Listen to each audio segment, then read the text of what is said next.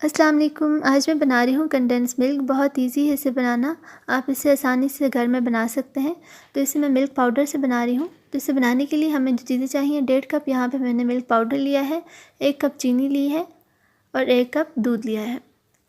तो बस बनाना स्टार्ट करते हैं।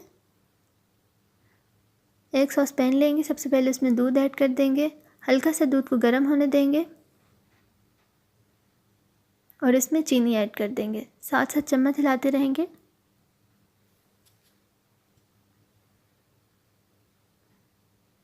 चीनी हमारी मेल्ट हो चुकी है। अब इसमें मैं मिल्क पाउडर ऐड कर दूंगी सारा।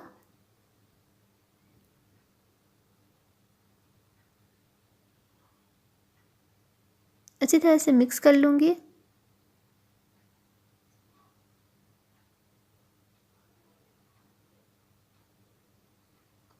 और ये देखें कि गाढ़ा हो चुका है। थोड़ी देर हम इसे और पकाएंगे और बस फ्लेम को ऑफ़ कर देंगे।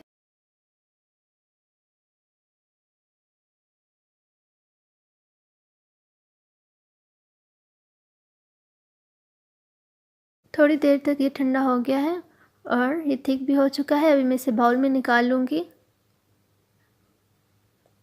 और ये देखें बिल्कुल परफेक्ट बना है। आप भी इसे ज़रूर ट्राई करें, इंशाल्लाह आपको भी ज़रूर पसंद आएगा।